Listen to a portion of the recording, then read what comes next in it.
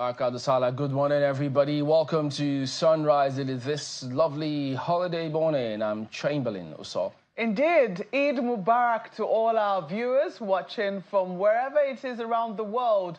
Good morning and welcome. I'm Maupe Ogun Yusuf. And I'm Maya Makine. It's Eid-el-Fitr. Good morning and welcome.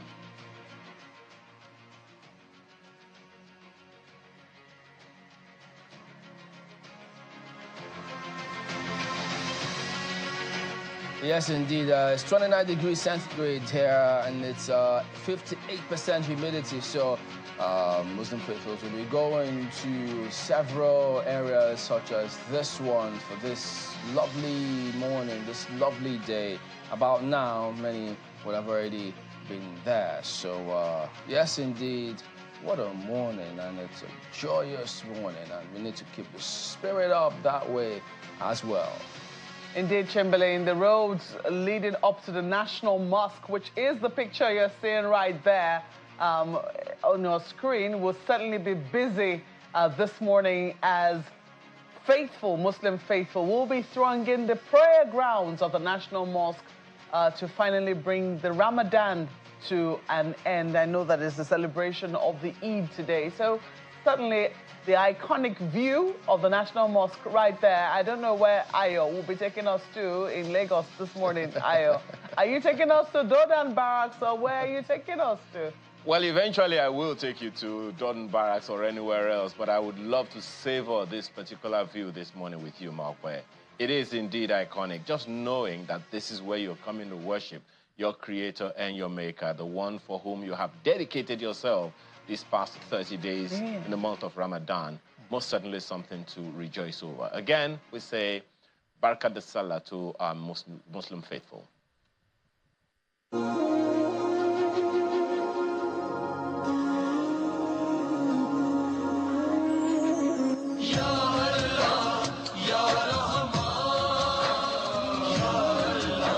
Happy Eid-el-Fitr from Channels Television.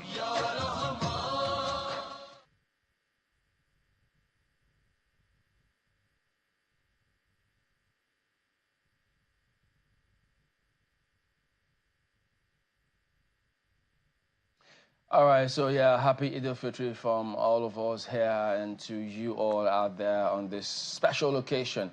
Well, in Lagos, unfortunately, there was this fire incident yesterday and in Dosumu market, and it was horrific, to say the least, and several scenarios. And, you know, one would have thought that, well, that's part of what we're going to hear now, to get some updates on what is the current situation at the moment. But Lagos has experienced quite a number of this kind of scenario, and you just hope and expect that a lot of measures will be put in place. And when those measures are announced from probably the state governments, organizations, business outfits, they need to pay attention.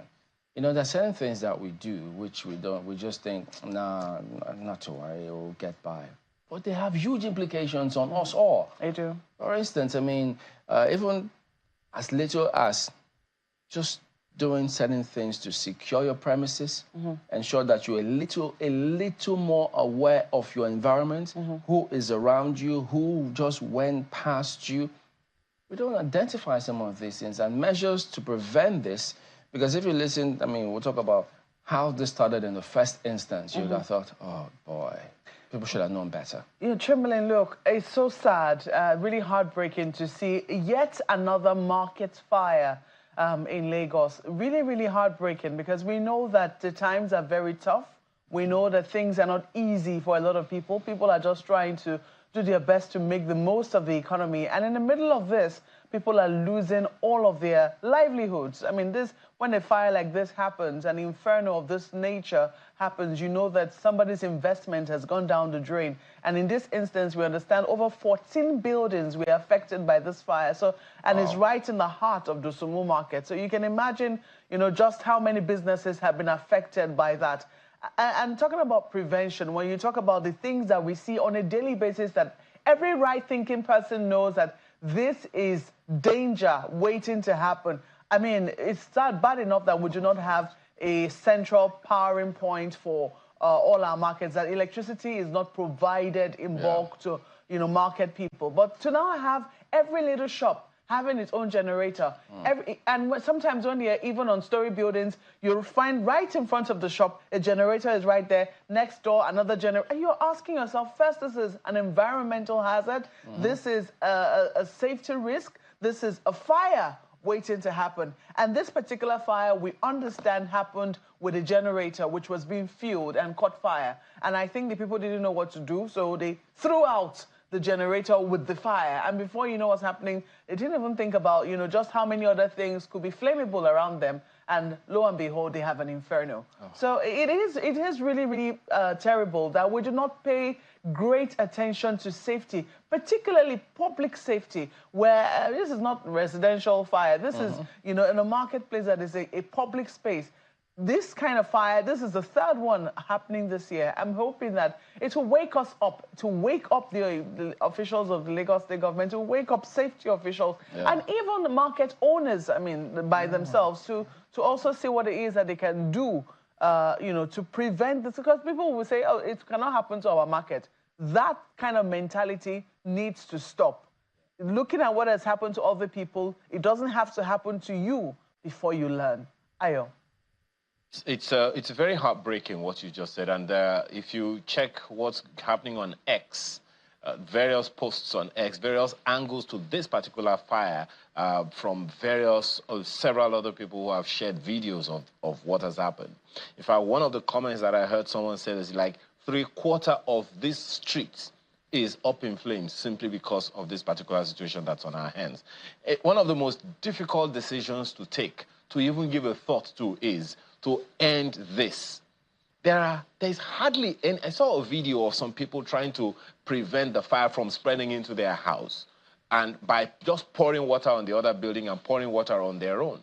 The fire service was there to put water on that other building, and guess what? It was like there was no water in this particular pump. So I don't know how difficult a decision it is that has to be taken, but that decision needs to be taken. That decision needs to be taken. Let's take a look first, before we speak with Mr. Osanitolu Chebelin, let's take a look at this report. The smoke billows and can be seen from afar. According to the residents of the area, the fire started at about 10:40 a.m.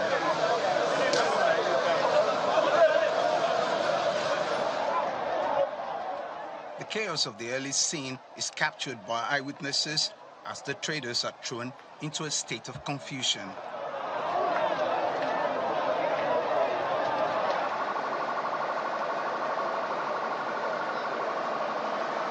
With the complement of emergency management officials, firemen continue to mount pressure in an attempt to see off the fire. When the fire incident occurred and it affected a generator that they are loading, that they are fueling, what they did was that instead of them to put out the fire, to limit the fire to that generator, they threw the fire out. In the process of throwing the fire out, it involved other properties. The fire has already affected 14 buildings now, both severe and partial effect. 14 at what I wanted, but the fire is under control now.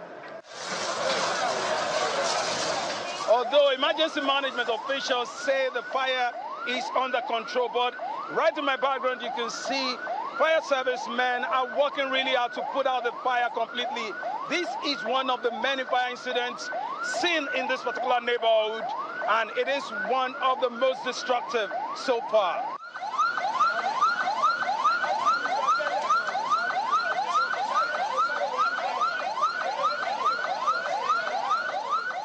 It's a big fire with massive impact.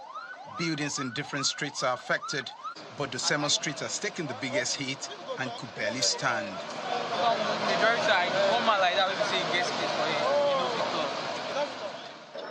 Major challenge was water, and we were able to secure replenishment center from National Port Authority MP, not far away from here. And that's why the fire is totally under control. We know the number of shops, number of traders and other statistics that are necessary. However, the most important thing is we have been bringing it to them. They need safety measures, insurance coverage, and fire marshals in strategic positions. Like the fire started there around 10, and that fire ought to have been managed by them, not going out of hand. Ifeanyi Obe's store has gone down. Another building where his goods are stored is still standing, but badly affected. He watches as his men try to salvage some of the items stored in the building.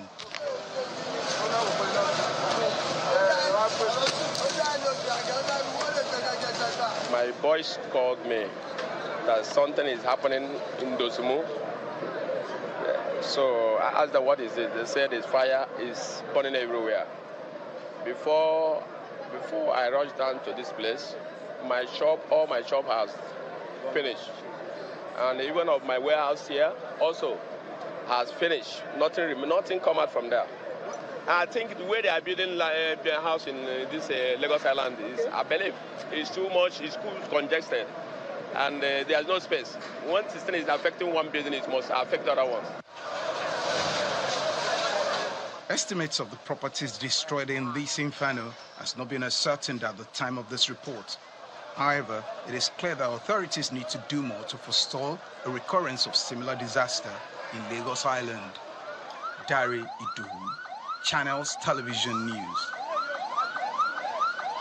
All right, so the DG of Lasema, Mr. Osoyintolu, is right there in the field, and so they're just trying to ensure that they follow through and put in place quite a number of tests, he says, that they are conducting. But we'll bring you more details from them as we get them. But for now, let's go ahead and have a look at some of the dailies this morning. Ayo.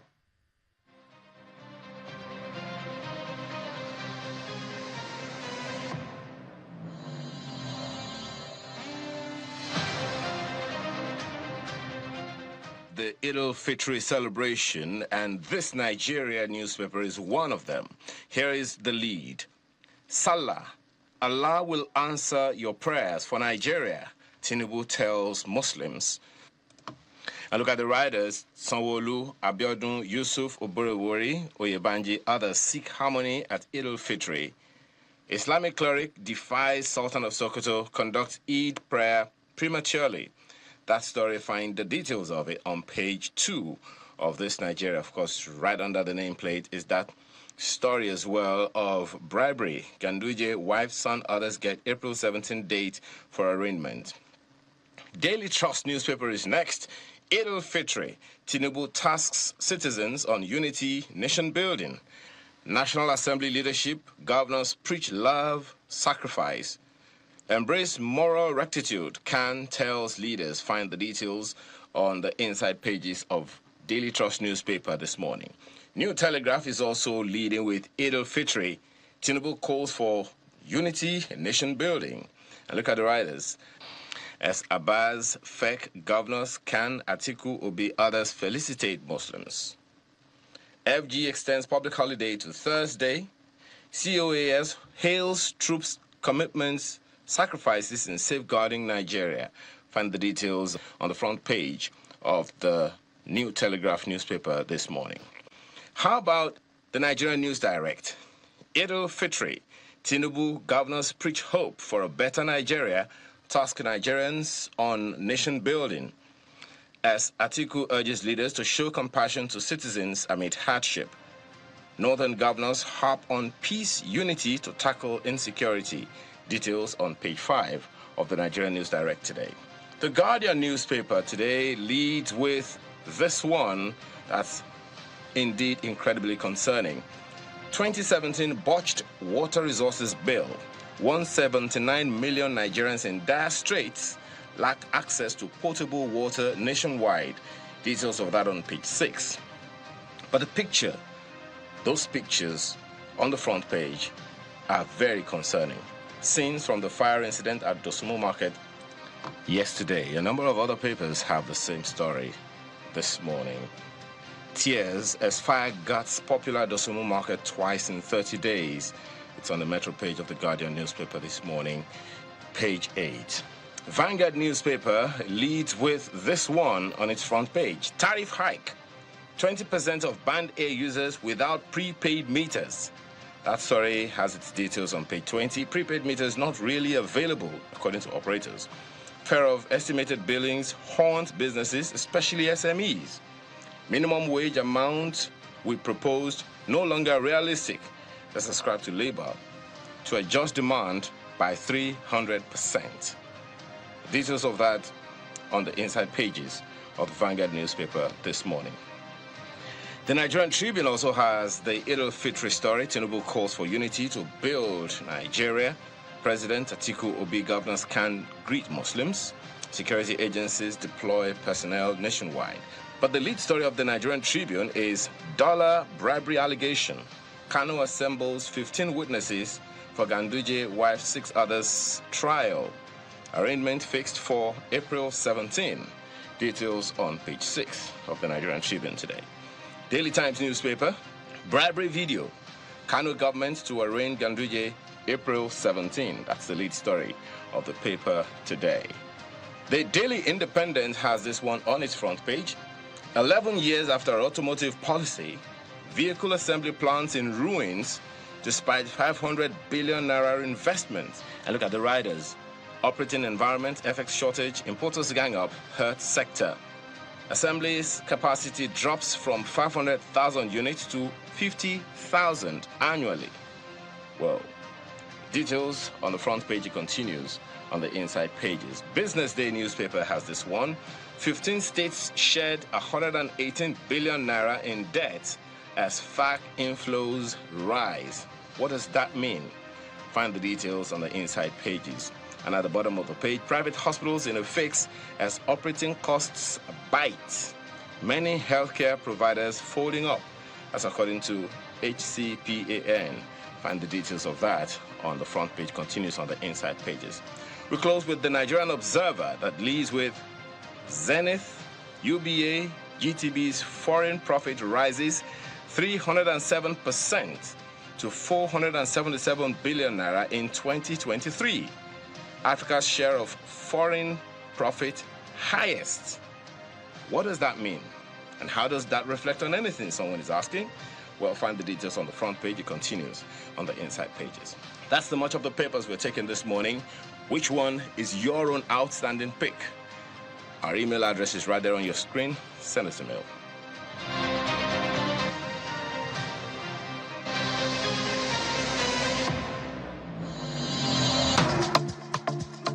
The journey to success is not always smooth.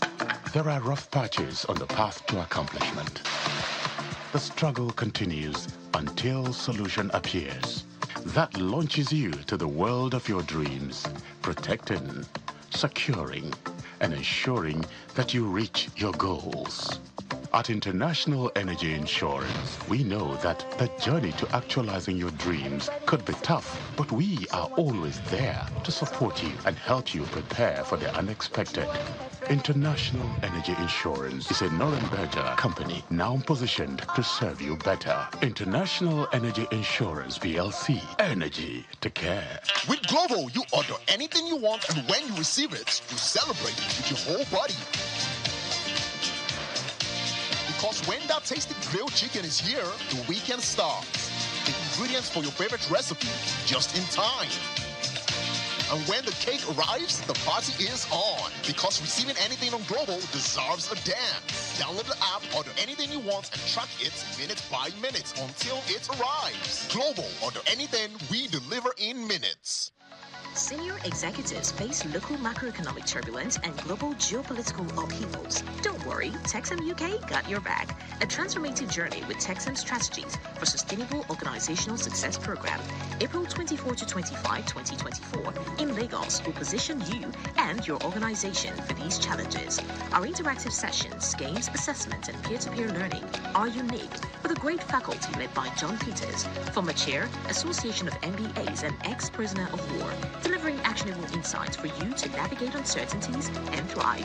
Pay 3,155,250 Naira by March 15th for your spot and enrich your leadership skills in resilience, innovation, and sustainable growth. Apply now via +44 7425 883 791 or exec@texam.co.uk. It's a strategic opportunity to win. Texam, insights that inspire, actions that change the world.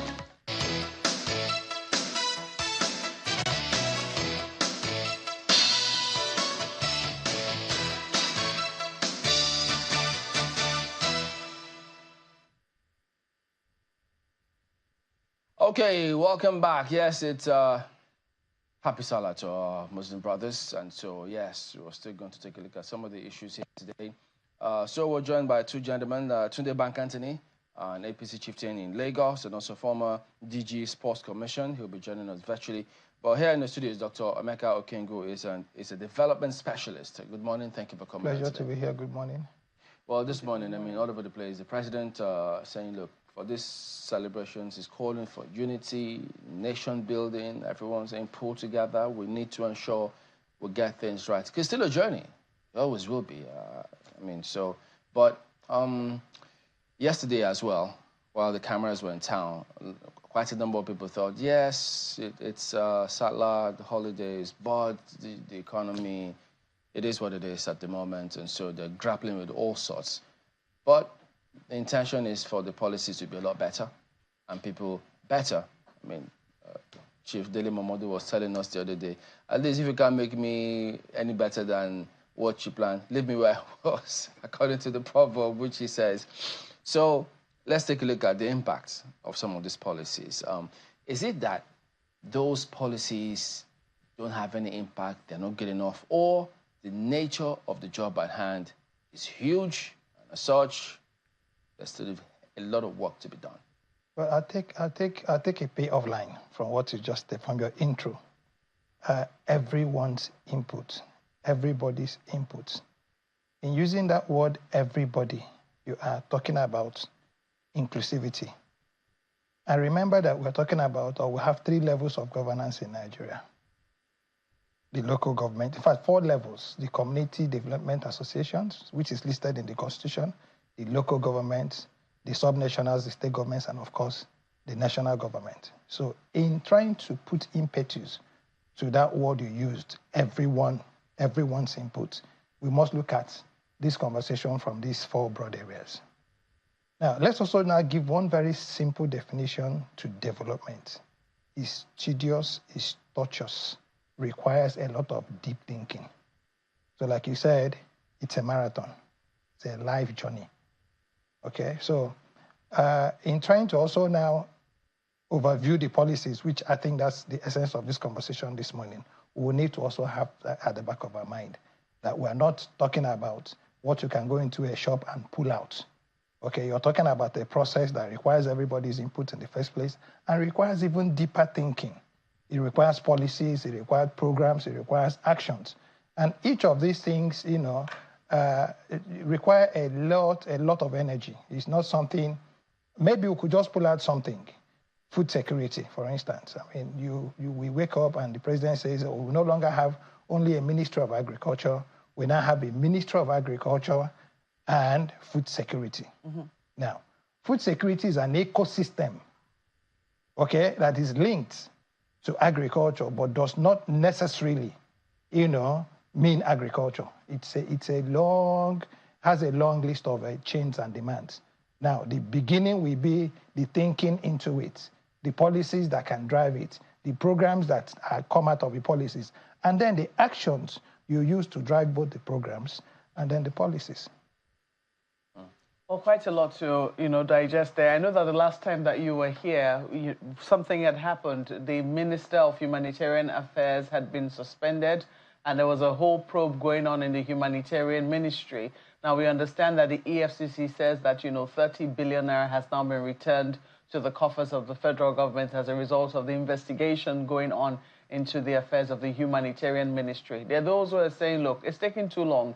So there are a number of things. While we're looking at economic policies, we're also looking at things that have general issues. The last government, the last president ran on the mantra of 3 major pillars: fixing the economy, fighting corruption, and also fighting insecurity. These issues are still there, and they're issues that look like they're getting deeper by the day. The president seems to have been showing some steps with some of the suspensions that he's done or, carried out so far, but it doesn't appear that it's happening fast enough. We're not getting results as speedily as we should be getting them. Do you think that this is part of the plan, or do you think that he doesn't quite understand yet the urgency of the message he should be sending across to Nigerians with regards to these particular areas? I wouldn't think so. But let's answer with this popular cartoon called Cops and Robbers. Okay, you never see robbers stop, and that's why you say the police never sleeps. So there's no society that is ideal. There's none.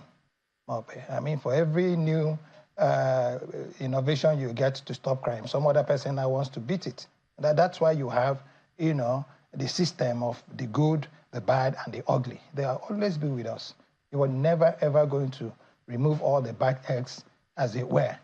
You're never going to have a system that is so clean. Yeah, no society is ideal, but we are far from ideal. Yeah, we're getting there.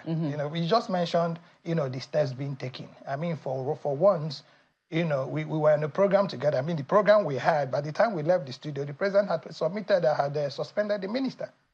And one of the questions that I remember, if I recall, that Chamberlain asked me was, what do you think government will do about this? And before the end of the day, the woman had gone on suspension. Yes, but she's on suspension. So there's a question of, okay, somebody is suspended. Their innocence is also at stake here. They can't be suspended indefinitely. If indeed they're found culpable, then, the right thing should be done. If indeed they're found, to have been above board, shouldn't they be reinstated? Well, remember, I remember I read a statement from the EFCC saying that it was going to be a very long investigation, and that sometimes investigations is not the woman alone, if I understand it correctly, that's being investigated now. Is the humanitarian, ministry, and that's one place a lot of funds, were spent through. So it's not something you are talking about trillions and trillions of funds. And these were funds that were going directly, to people. So I don't think it's something, you can just do wish was from the statement I read from the EFCC. I don't work there. I'm not an investigator. I don't work in humanitarian ministry either.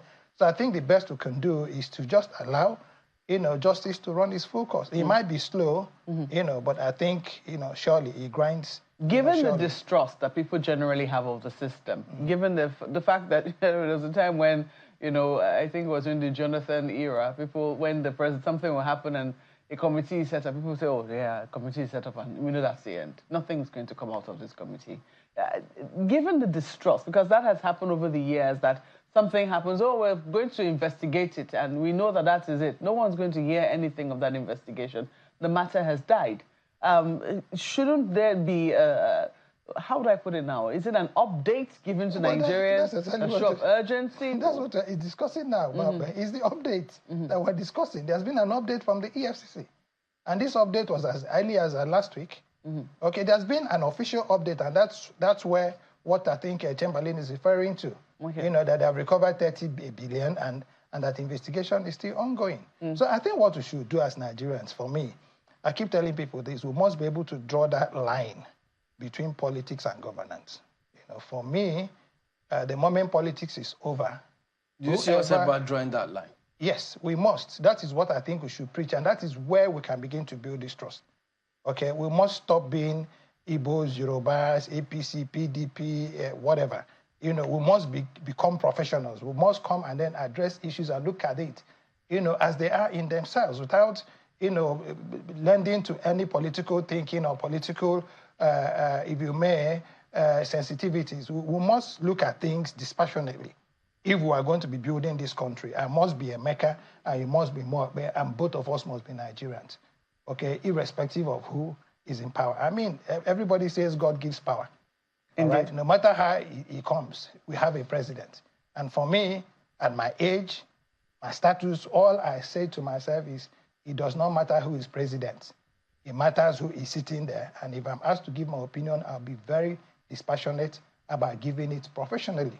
And it won't matter if it was my brother or my sister or my kid or kin. You know, let's just make it a Nigerian thing. A few days ago, I mean, we had this discussion around was the electricity tariff increase for Band A customers. And I remember that we received an email from a gentleman. His name is Dixon Eka. And I'm going to read it to you, and I'm just trying to get a hold of the email. Yeah, he says, is President Tinubu elected just to remove subsidy on all items in Nigeria and to impoverish the people? And that was the email we got. While Nigerians are yet to recover from the shocks of fuel subsidy removal and floating of Naira, with many rich people now going into multidimensional poverty, he has come yet with another subsidy removal on an non-existent electricity. So, I mean, this is the impression that this gentleman has. This is the feedback that he sent, given, you know, what has happened with the policy. From your own perspective, I do not know, you know, what came to your mind when you heard the announcement of the NERC saying that, you know, it has now been approved for distribution companies to be able to charge ×3 what was being charged before. That subsidy has now been taken away from that band, from those bands of customers. Do you think that is a policy that will have a positive effect on the economy? But for all the years you've known me to be somebody who's totally and completely against policies. Subsidies are given as price differential. Okay? I've always promoted, you know, policies or subsidies that are given, okay, as production support, you know, instruments. They're not the same thing. All right? Now, when you're talking about these rich Nigerians who are complaining, remember you also have Band A to Band D. I got a text, you know, saying I was in Band A. Band E, actually. Yes, Band E. So it's not as if there are still people who are paying or who are supposed to be paying 55 Naira. You know, you didn't know you were in Band A? After getting 20 hours of, almost 25 I'm not hours even getting 24 hours of electricity. And let me tell you what I do. No, you're not supposed to get 20. It's a minimum of 20 hours. I am not getting. But let me tell you. You're not getting 20? No, I'm not.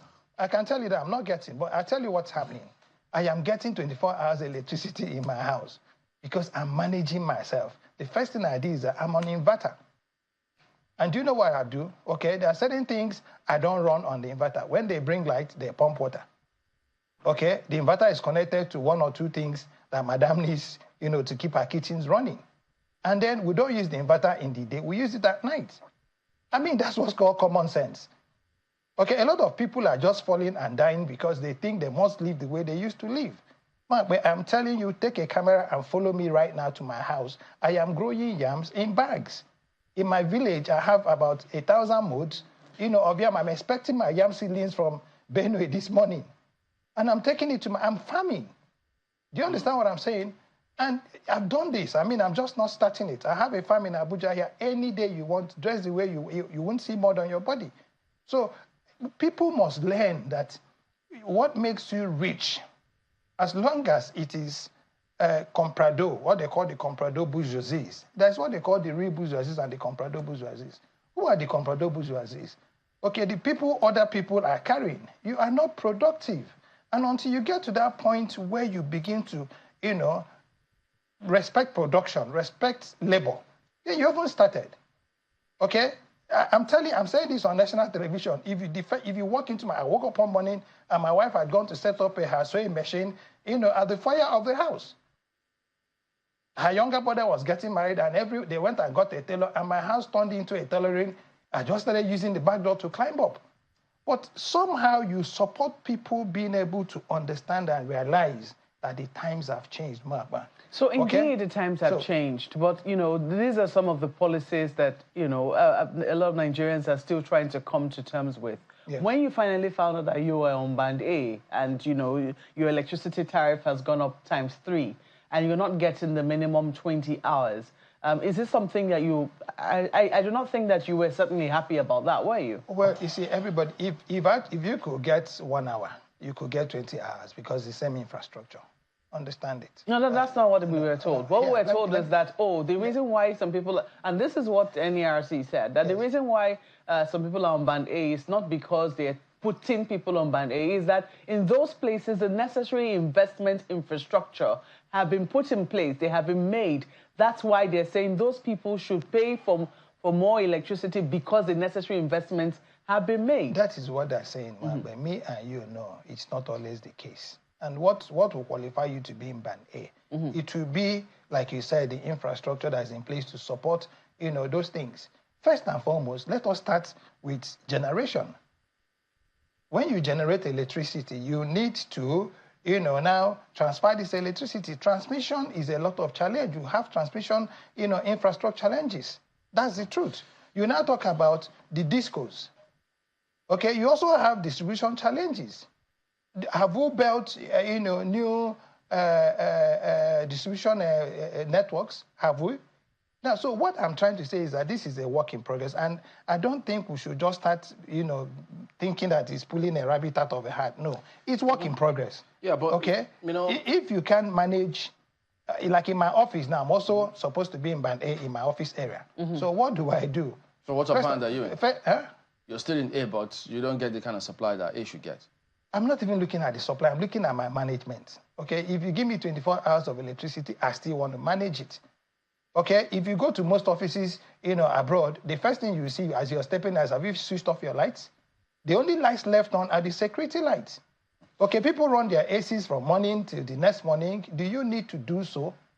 No, there's certain things for me. We need to start, you know, for me as I'm talking about me as a Michael Kingo. I don't know about other people. Yeah, but you know, for those people, it's not free. I think they pay for those things. Whatever you run, whatever. So why are you complaining? So if you can pay for it, then for crying out loud, pay. That's a different thing. But if they don't get the supply, then they will pay. If they don't get the supply that they paid for, then they will complain. And then you know what they should do is to now enter into new power purchase contracts. Okay, with individuals. If you want to complain, and then you can begin to now. No, individuals can't do that. It has to be. You see, for me, Chamberlain, we can keep going on about Nigeria. But the day we wake up and say, listen, it's my life. Okay? Yeah, so that's what I was going to ask. I've parked my car. I have for instance, cylinder cars. I'm driving the one that has 6 cylinders. So take it from this perspective. Yes. While President Jonathan was there, we complained, oh, no, this is the worst. Then afterwards, President Buhari came on board. So, oh, God, who told us? Why didn't we? Now we're here. Look at the similar narrative. Are we focusing on the right things? I think what it is we are doing is that we are being extremely selfish. And like I'm saying to you, this is me. Let me be a little bit immodest. I'm an Igbo chief, fairly educated. Okay? I am into farming. I farm. So I do not see why anybody who looks up to me, you know, I can't give him seedlings instead of money. At one time in Kuje here, when I was starting my resource center in Kuje, I called the whole village together. I said, for the amount of modes of yam you can give to me, I'll bring seedlings and we'll do shared prosperity. I got about 20,000 modes of yam. So you can imagine what happened when I was harvesting. I wish I knew you then. In fact, I actually called on my friends to say, listen, give me some money. And I'm doing it. The farm is still there. Okay? If you give me money, like I said to you, when I leave here now, I'm going to take my yam seedlings from Benue. Some are going to my town in Umuahia. Some are going to my farm in Kuje. We need to move away from this, oh, government needs to spoon feed me. And like I said, is this spoon feed? Is the reason why they were elected in the first place. They have to fulfill it. It's not to buy you Indomie every morning and serve you. Nobody's asking. Are people asking for that? From the way people are appearing to be complaining, everybody is feeling this pinch. Now we have somebody who didn't do anything. Oh, we have somebody who's not taking those tough decisions. We're still complaining. I mean, a lot of people, the governments you were trying to mention, they say, oh, the man was too weak. He couldn't take decisions. Now you have the man who's come to say, all right, this is what the problem is. Let it go.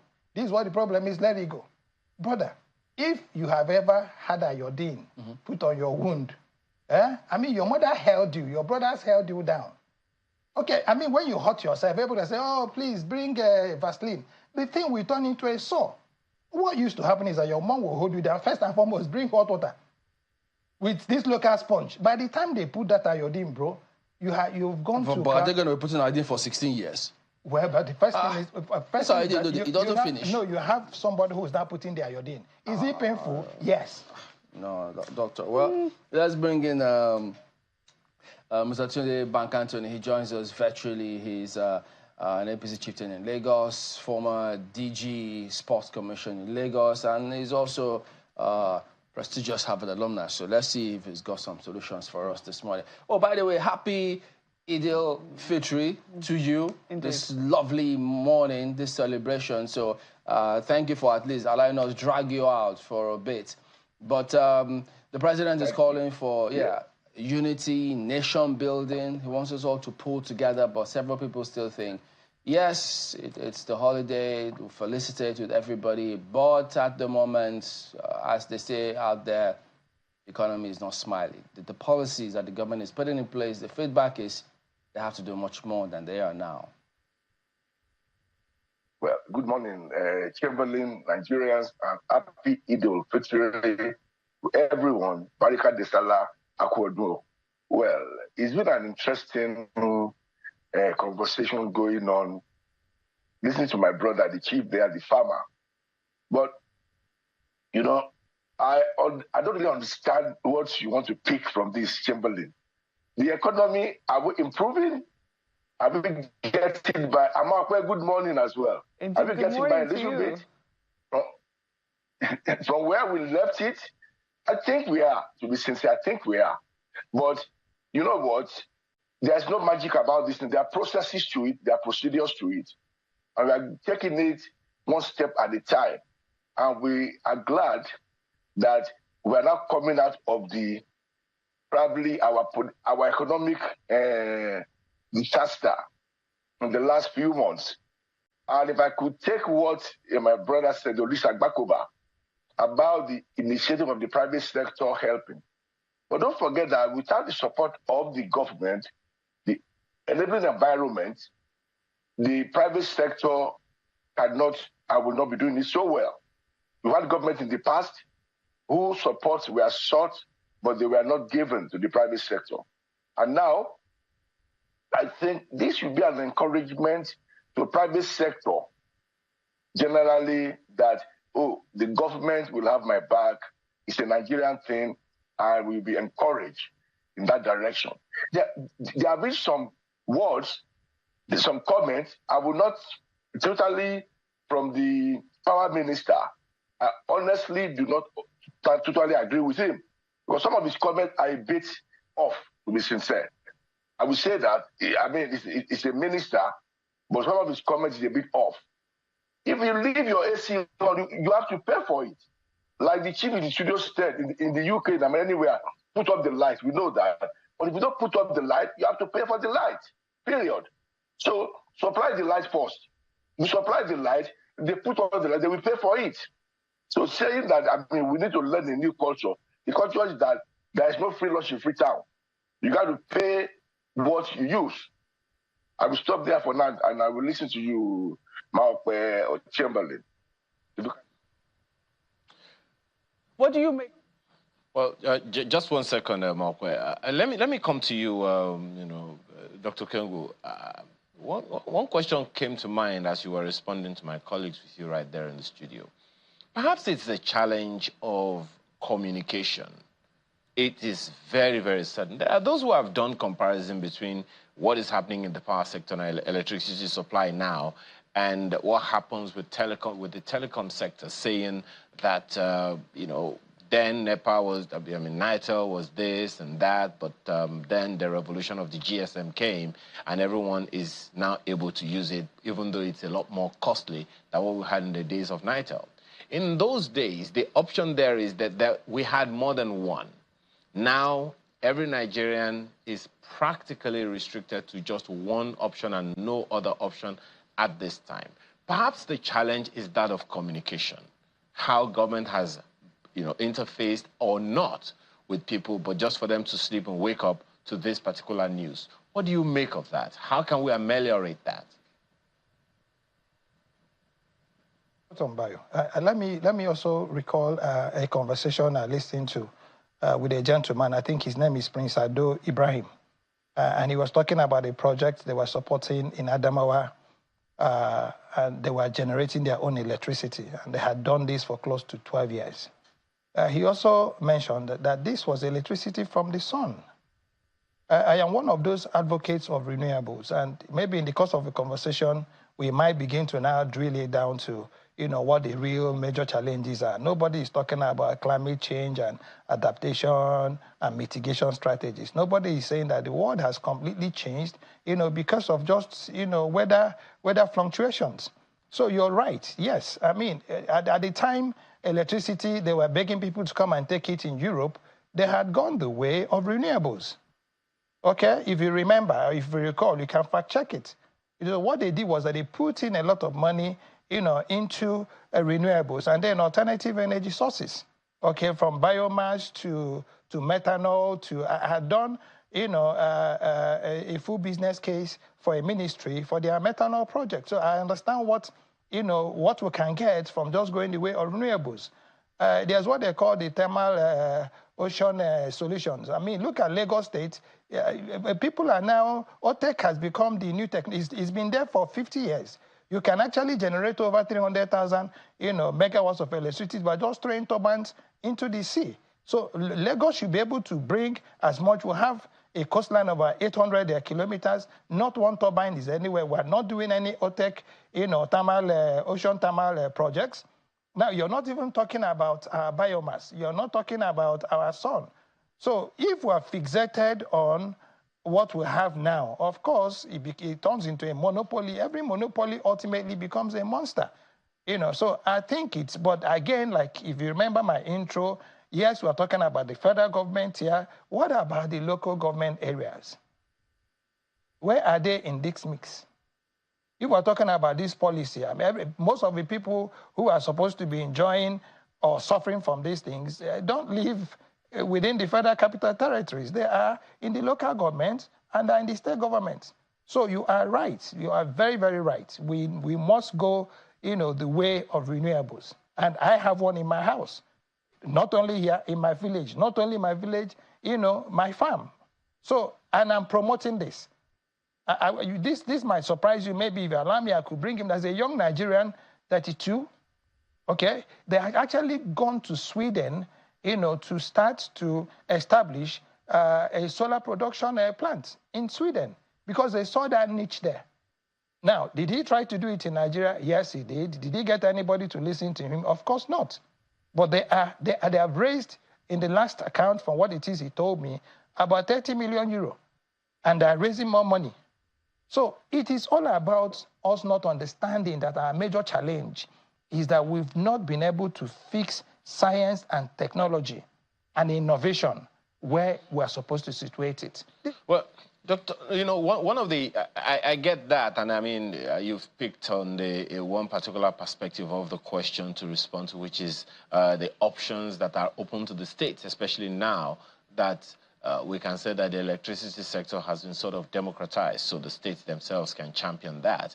But the issue is that of communication. So let me ask our guest on Zoom also this particular question. The issue now is exactly how should the government have communicated with the people, Mr. Bank Anthony? Perhaps that's one of the challenges that people are dealing with. They just slept and woke up to it. So now the issue is out, the bird is out of the cage, and the cat is out of the bag. People are dealing with this now. There are reactions now. Even Labour, on the front pages of the papers this morning, we heard Labour saying, well, the initial minimum wage agreement, we're going to have to renegotiate it to 300% more. How do you think government should manage this communication now? Not just the federal government, but the state governments as well, because one way or the other, it affects them as well. How should we ameliorate this situation through communication? Well, thank you, Ayo. Good morning. Well, the last time I was with you, I was able to say to you clearly that one of the things we need to do is communication. And there are so many platforms now to communicate with people. And like I said earlier, if you look at the issue of the power supply, the Minister of Power, I mean, his communication was not good enough, to be sincere, right? And I said to you the last time, we need a lot. We expect a lot from the National Orientation Agency, right? That is a very key role. They have a very key role to play, so as the Information Ministry as well. To tell somebody to effort in a nice way, they will embrace you. If you tell them in a very nasty way, they will react to you. So the bottom line we have now is how do we communicate all these new challenges, new development, new costs to Nigerians? I mean, it's far beyond the issue of electricity or what have you. It's at the end of the day, how much more do I have left in my pocket? And let the government spokespeople be specific, clear about what they are getting in return. Do you understand me? What are they getting in return? Are the schools good? Are the hospitals good? Are the roads good? What are we doing here? What are we doing there? We need money to do those things. So you need to let them be aware of development that is going around in the country. You understand? Because all these things cost money. And these new charges, this new increment, is not just Nigeria. The cost of living has gone up everywhere, to be sincere, since COVID, and it's still going up. So, and I will definitely, like the last time, people are telling me I was pushing more to the people's table. No, it's a work in progress. There must be a synergy between the government and the people. There must be an understanding that, this is what we are doing to help. This is what we can do, right? There must be a meeting point of equilibrium, how we can progress on this matter. Now, the topic this morning by channels is... Just one moment, Mr. Bank Anthony. Let's take one quick message and we'll be right back to continue this conversation.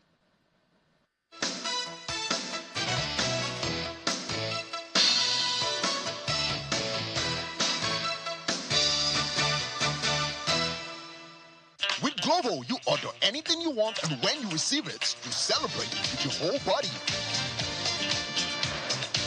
Because when that tasty grilled chicken is here, the weekend starts. The ingredients for your favorite recipe just in time.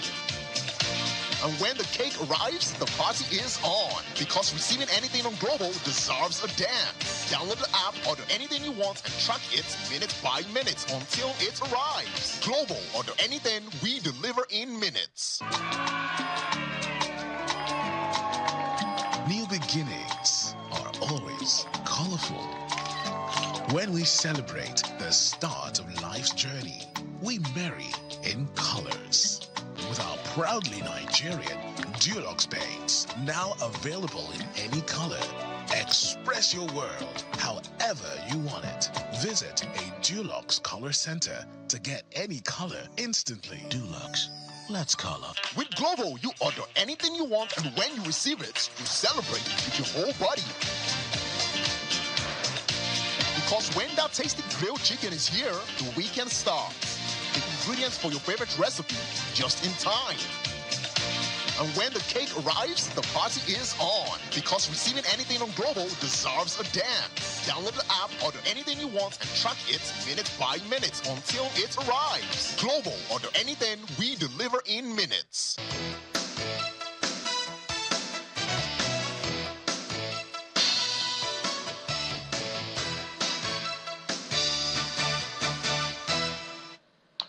Thank you for staying with us. Well, Mr. Bank Anthony, one of the things that may also have been considered by a few is whether or not the states are in partnership with the federal government with this policy. Yes, we recognize that it's the NERC's call and it's the NERC that's made this decision. But then it is in the states, as Dr. Kongo has said, that the consumers exist. It is in the states that they experience all of the things that they experience and the consequences of these policies. Do you see a role, Mr. Bank Anthony, for the state governments to at least try to pacify the people or intervene, some kind of intervention that can make things a little easier? Because people are complaining, whether it's residential or small businesses, even big businesses will pass on the costs. So do you see a role for the state governments in this particular situation? Down. You see, and I said it the last time, the system of government we are practicing is too cumbersome. It's far from the people. And even the state government are making it even worse by not empowering the local government. The state has a role to play.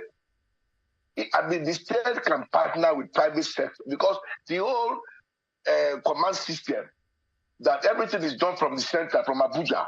You understand me? I mean, it's a problem for us. So the state will keep pacifying.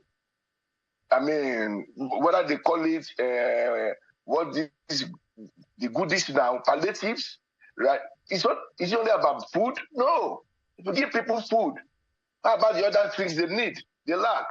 So it must be bottom-up approach. It must start from the bottom to the top, because whatever the federal government is doing, whatever the Minister of Power is saying, right, must have a local effect on people, not the people sitting on the table with him. So there must be a way, because even increasing salary will not solve the problem. The moment you increase salary, Yauli Gari will increase their own Gari money.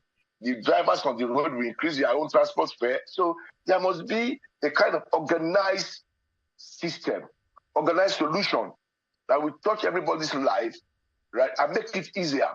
But that centralized system, that everything has to come, a minister will make a statement that we want to affect everybody in the country, in that sector. I mean, what about the implementation? The last time I spoke to you, I said to you, security, DSS, where are they? Where's the DSS all over Nigeria?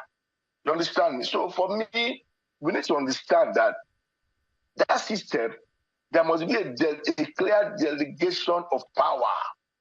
Like the local government must be taken very seriously and given enough function, enough responsibility to do, because they are the closest to the people.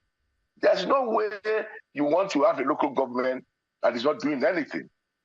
I mean, even the military gave local government a lot of opportunity to operate, to function. And at the end of the day, you can't keep running back to Mr. President. You have ministers, you have DGs, you have directors. And you know Nigerians are very impatient.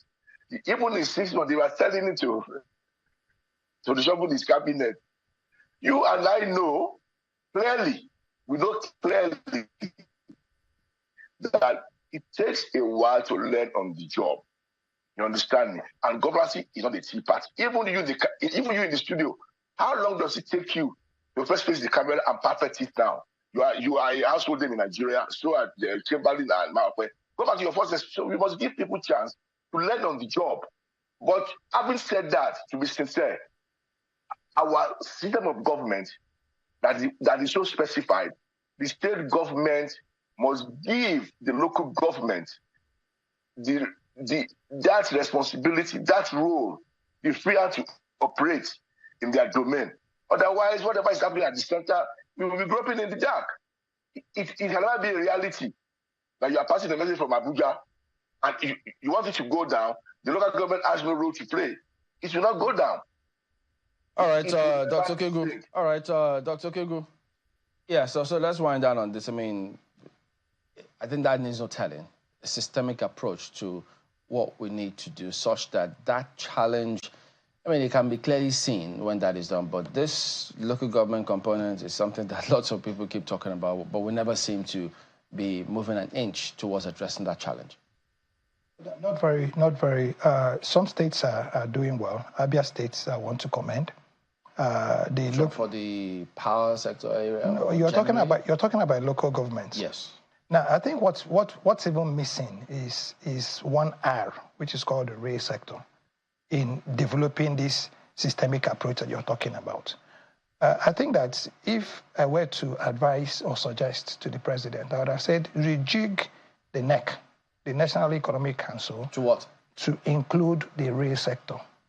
Because everything that we've talked about in Nigeria, I mean, each time you talk about private, public partnerships, now you're basically talking about departments, if you may, relationships that have existed. Okay, you're in government, you're public, you leave government, you're private. So wait, does it need to reduce the NEC? Because I think they put in place another economic council. No, you see, that economic council reports to him. It's his creation. Now, the NEC is a constitutional, body. Okay, and the moment you get the NEC to begin to function, and then you recreate this Nigeria that everybody wants. And each time we have this conversation, I say to you, if we want to talk about food security, you cannot talk about food security exclusive of what portion, what volume of land is available for you for cultivation. What technologies are you putting on that land? Who manages it? And then what infrastructure are you talking about? And against that, and this is very important, you must look at every Nigerian vis-a-vis the nutritional needs of each and every one of us. So that when you're talking about foods, you are not just bringing food as food, you're bringing food as nutrition. And in that case, what you have on the table could be food. All right.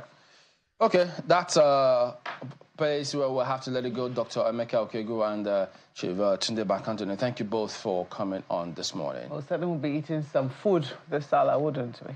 Well, it depends on the nutrition you need for that. What you have there could be food. Indeed. Okay, well, it's business on the hour, nonetheless. So, Idijo is here.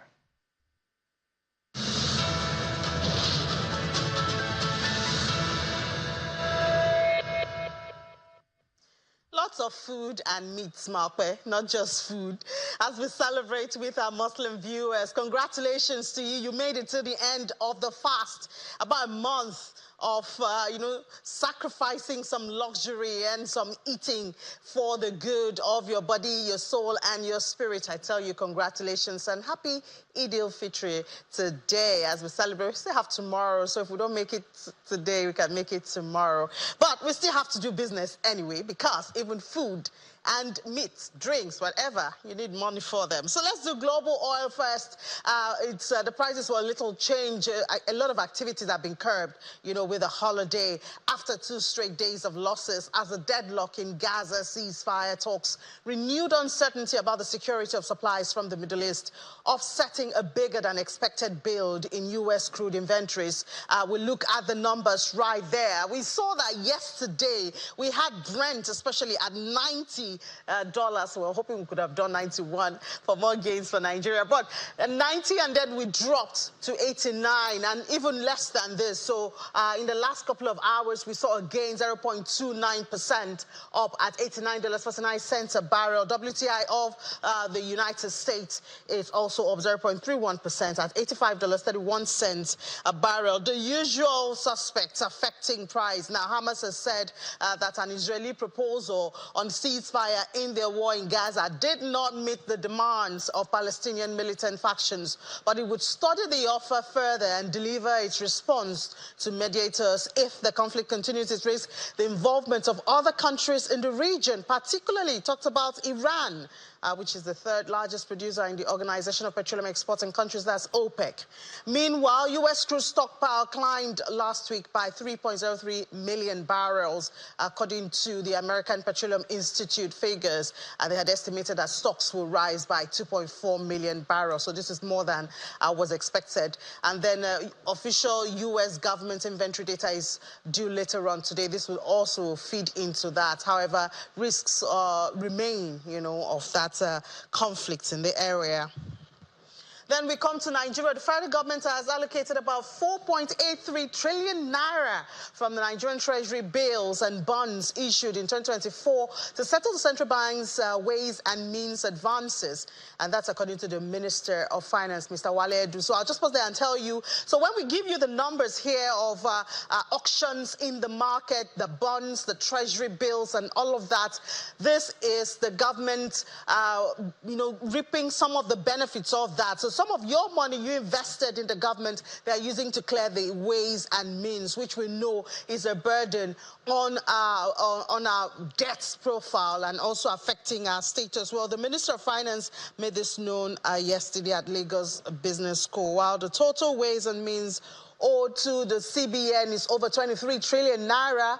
The National Assembly had last year approved the securitization of an outstanding 7.3 trillion naira of the ways and means advances. In February, the CBN Governor, Mr. Olaimi Cardoso, said that the Apex Bank will no longer grant ways and means loans to the federal government unless all outstanding balance is settled. So, of course, we look forward to that. And the markets may be on break. That's at the NGX, but results, financial statements are still being released. Akeredolu Power PLC has announced 254.37% year-on-year appreciation in its revenue to 50.42. Let's look at the details there. Of course, we know that Akeredolu Power is a power generating company. And you won't believe what has happened to the share price. They listed last year at about 100 naira. As we speak, the share price is over 1,000 naira, you know. So very interesting study, you know. Revenue went from 50, was at 50, this as at March. That's the first quarter of this year. Revenue was at 50.42 billion. From 14 at the same period last year. Operating profits 21.76 billion from 5.79. This is year on year. This is their performance. Profit for the period 14.46 from 3.54, and basic earnings per share is now at 5.78 kobo. And year on year, this time, that's March last year, it was at 1.42 kobo. So imagine how much investors have made. And I wonder if that will be continued this year as we enter the second quarter. Still talking about companies and earnings, we also look at the United Bank for Africa, PLC, UBA. They also released their audited financial statement for the full year. Theirs is for December 31st, and we saw gross earnings went up 143% year on year. That is from December 2022 to December 2023. Profit hit 757.7 billion naira. And they declared 2.30 naira kobo final dividend. Total assets also went up. They're almost 100%, 90.2% to 20.65 trillion naira. That's there for their total assets. And shareholders' fund also hit more than 2 trillion naira, achieving an impressive growth of more than 100%, 120.2%. Well, the UBA, of course, is one of those banks that will be doing that recapitalization. They have 24 months, but in the next, coming days, we're going to see a lot of movement around all these banks to be able to meet up with that new capital level which the CBN has given to them. Now, we move away from the corporate and go to government there in Nigeria. There was an interesting unveiling. We might have heard about it, but the unveiling was about 2 days ago. A citizens delivery tracker app was unveiled by the federal government. And the essence is to allow you as a citizen to be able to hold government accountable for what they have pronounced, the promises they have made, the spendings, and all of it. It's all about transparency and accountability. Remember that President Tinubu had said at the beginning of his administration that any minister or official who is not active or meeting up to the KPI will be kicked out. So it is your duty now as a citizen to be able to follow up on that. You have the opportunity now according to the government. But let's get to know more about this app that's supposed to help you keep government officials on their toes. It's called the Citizens Delivery Tracker. And we have the Special Assistant to the President on Public Affairs, Mr. Liu Audu, joins us from our Abuja studio. Mr. Audu, good morning and thank you for your time. Happy Eid-el-Fitr to you. Same to you. Good morning. Good morning, Nigerians. Yeah. So tell us about this app, how we can, obviously as an app, we're supposed to be able to download it and all of that, how we can get it to our phones, to our devices, and how we're supposed to use it. Okay. The very essence of the app is to ensure inclusion in government activities. I mean, President has repeatedly, stated how he's interested in an all-inclusive development. I mean, we can't have shared prosperity if the people and the government are not on the same page. And the one way this can happen is by sharing information, creating proper avenues for feedback and tracking, of projects. And I mean, this is what the app, is out to do. And he's insisted on application of innovation and new thinking in ensuring that there is an improved performance in terms of government deliverables to the citizen. This app basically takes care of that, puts power in the hands of the people, provide information on policies, programs, projects, and all the other activities of the ministry, departments, and agency, and that of presidency, in such a way that citizens are able to be, very informed and identify areas they can be part of this shared prosperity, areas they can tap in, and empower themselves to add value. It's all about ensuring, improved national productivity, and it will all come together and affect our bottom line. So tell us how this works, because we've seen phone numbers and websites that are not active, phone numbers that citizens would call and there'll be nobody on the other side to respond, or there'll be no action even if it's been picked, calls are being picked. So tell us how this is supposed to work. All right, I mean, in all honesty, all of the things that Mr. President has continuously talked about is how we learn, how we apply our knowledge from past, how we apply innovation, how we apply new thinking. And from the past, it is clear, like you rightly said, a number of similar projects or similar initiatives that have not, lived up to expectation. And all of that have been put into place.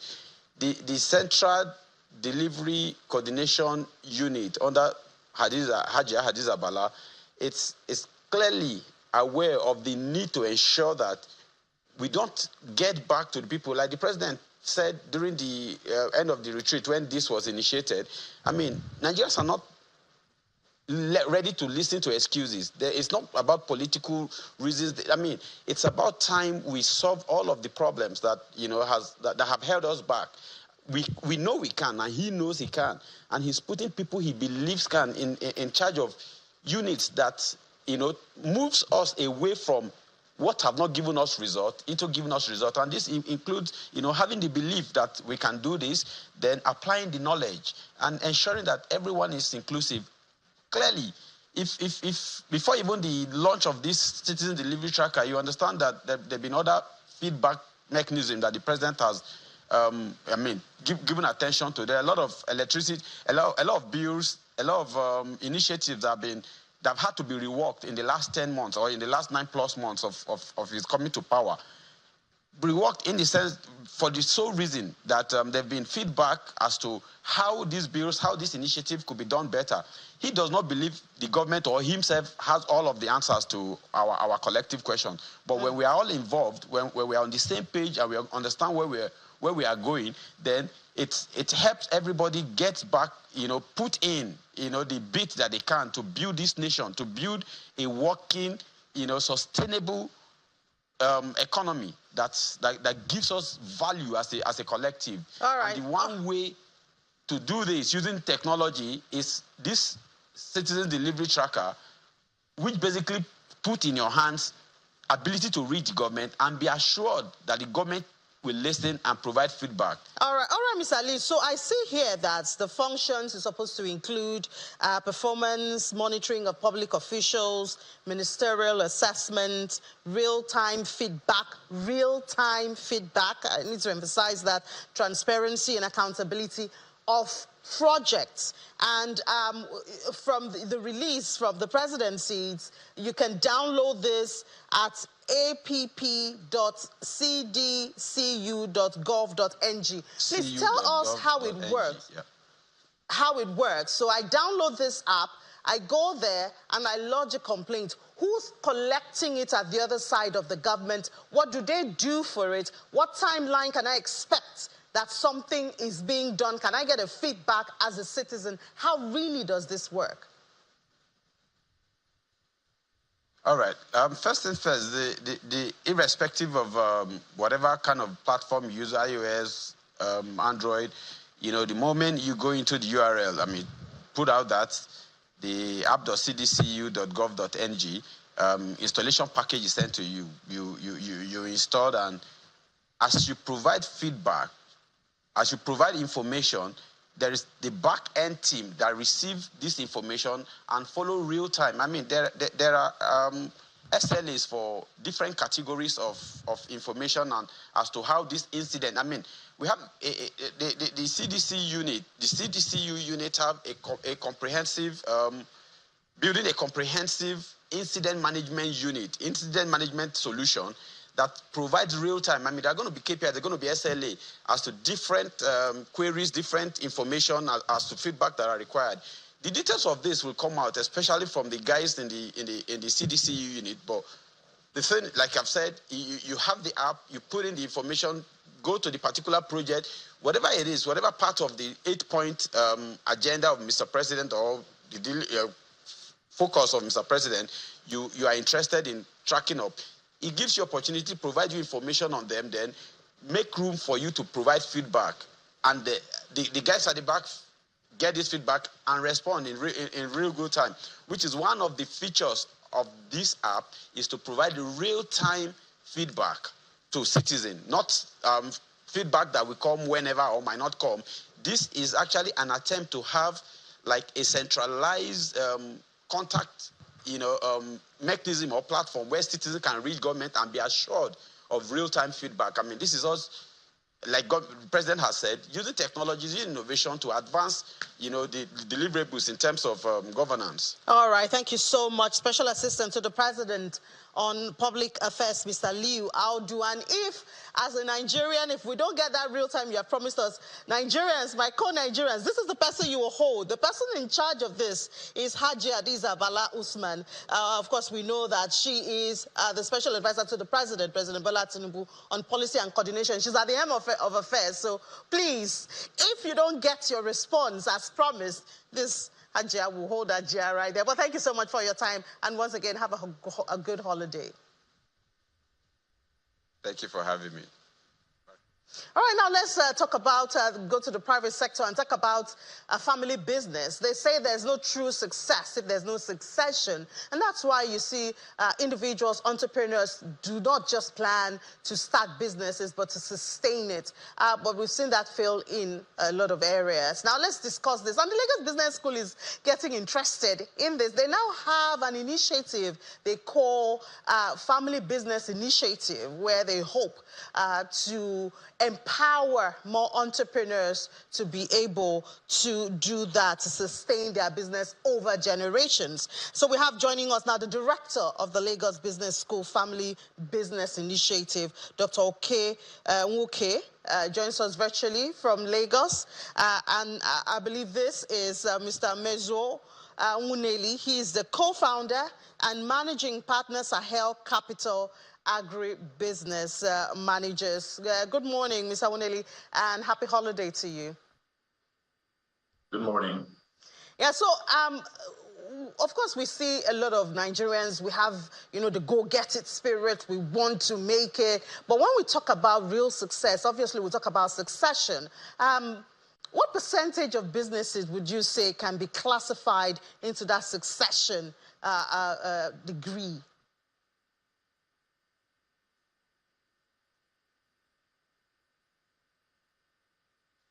Sorry, I think I was muted. Maybe you want to take the question? Is it for me? Oh, no, I believe. Okay, that should be Dr. Okay. Dr. Okay, can you hear me? Okay, I can hear you very well, yes. All right. So that was actually for Mr. Nwuneli. But since you're the one who can hear me now, why did Lagos Business School begin this initiative? Of what benefit do you hope to bring to the economy?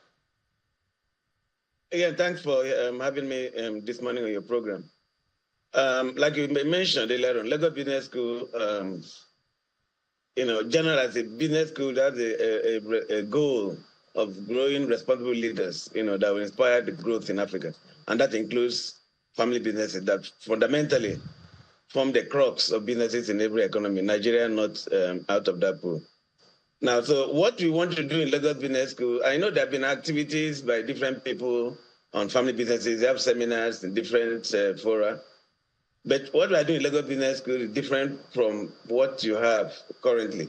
It's not a one-off event that we're doing. It's, like you say, a collaboration of academia, business leaders, practitioners coming together to form that initiative you mentioned.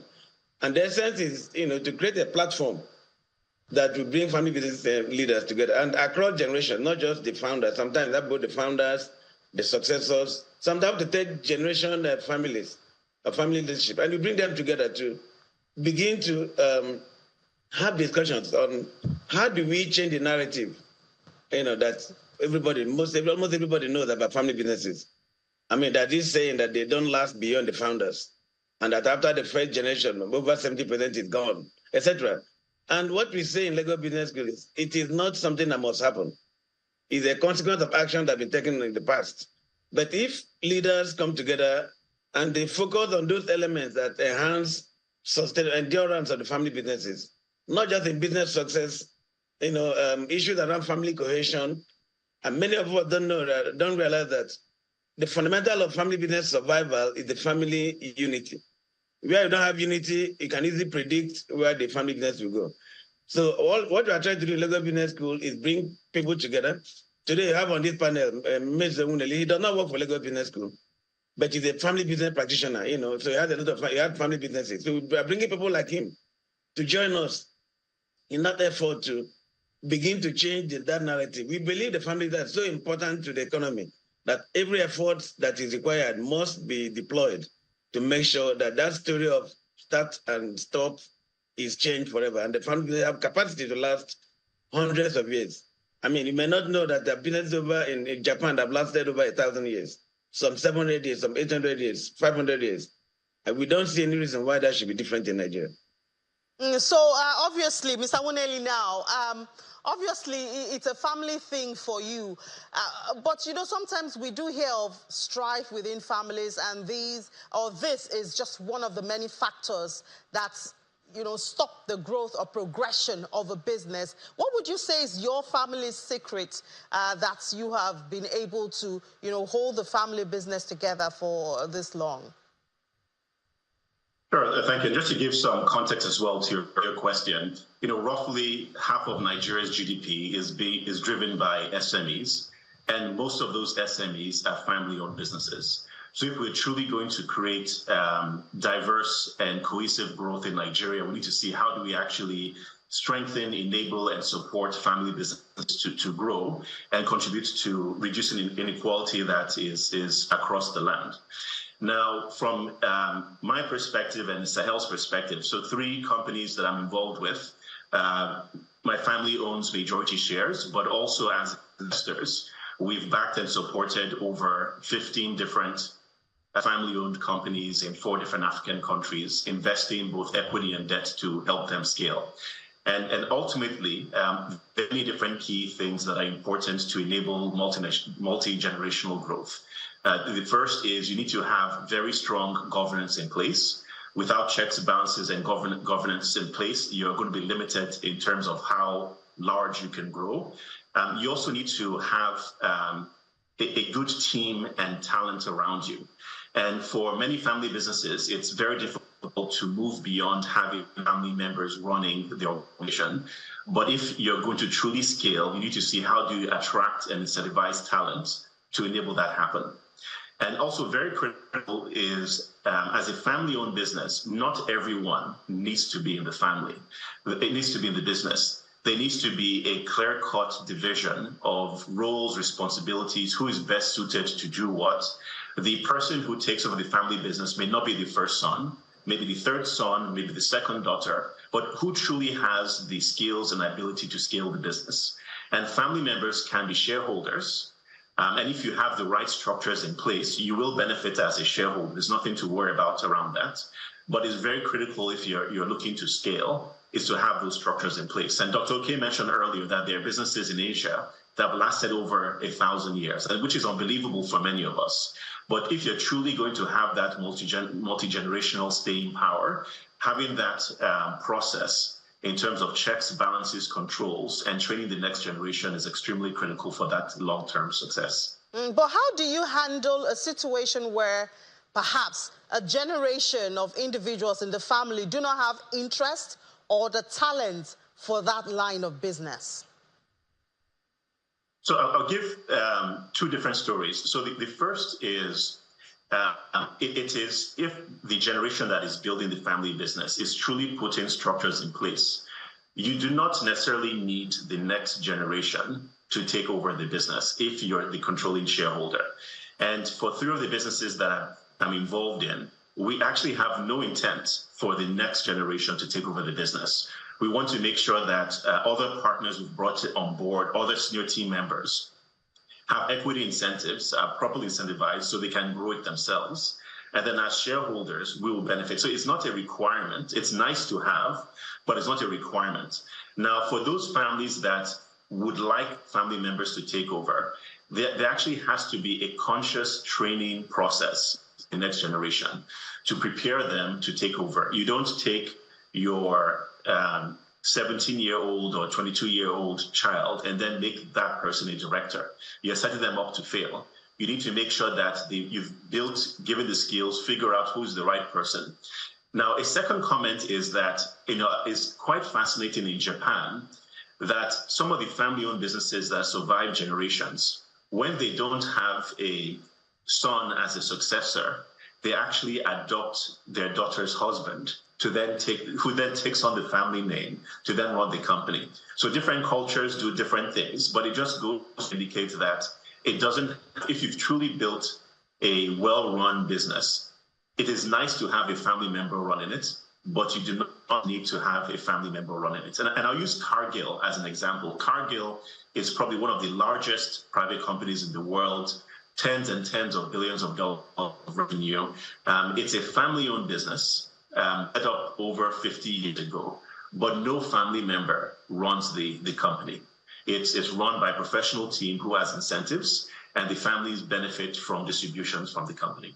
Yeah, well, I guess that once again highlights the importance of HR, getting talent with the right intention, is another. I know at the beginning you did talk about putting systems and structures together to be able to direct people's behavior and all of that. But, HR has always been a very sensitive part of starting a business or sustaining a business.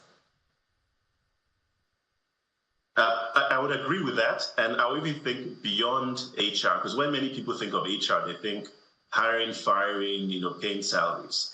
But I really would, look at it as team development and team building. How are you attracting the best talent? And it's something you delegate to the person in charge of HR. It's something that as the leader of the organization, whether the family member or otherwise, you have to be very attentive to. And this is probably one of the most critical things you have to be attentive to. How are you building the organizational culture so that people you bring in feel ownership and want to drive the organization? So yes, the HR function is there, doing day-to-day, but it really has to start driven by the direction of whoever is leading the organization to ensure that the incentives are right, the way that talent is built and developed is right. That is probably one of the most critical things you have to do as a leader, whether family-owned business or otherwise. All right, Dr. K, let's come to you now. In Nigeria, we see that most businesses are small-scale, micro, in fact. I wonder at what point we start planting this seed of a succession, because a lot of businesses, especially with the macroeconomic headwinds at this time, they just want to survive for today. I don't know how many start thinking of, I want to, hand this over to the next generation or something. So I wonder where you would advise for this thought to begin from when a lot of people at this time just want to survive for the day. Now, again, thank you. If I want to answer that question, I'll say that from the first day you start a business, if you have an idea of what you want to do with that business, some of the thoughts have to be on the table. Implementations will take place at different stages, but it should be part of what goes through the mind of a business owner. And then again, it's actually part of what we want to do. I mean, like we made the mention, some of the things that you think about, people get into the business thinking from day one, my child will survive me, succeed me, my daughter, my son. That's really, setting yourself up for a difficult situation. Your child may not be interested.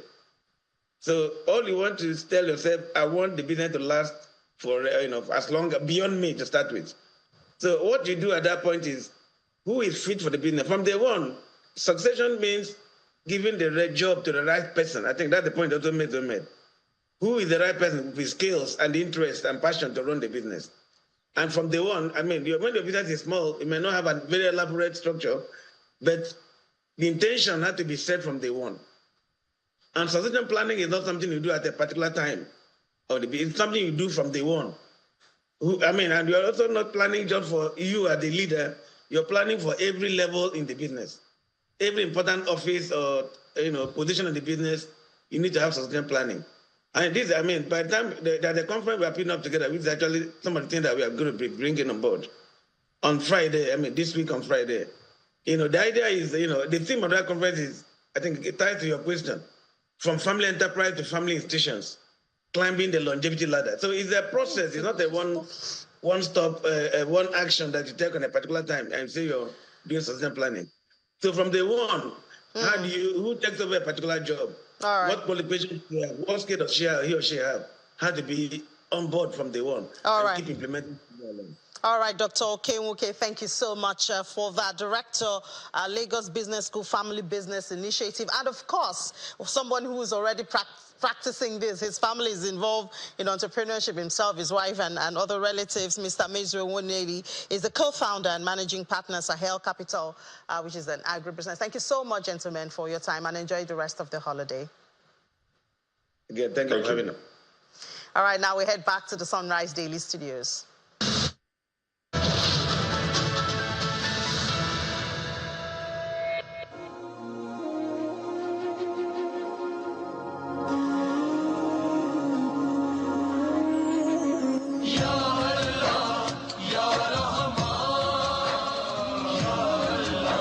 Happy Eid-el-Fitr from Channels Television.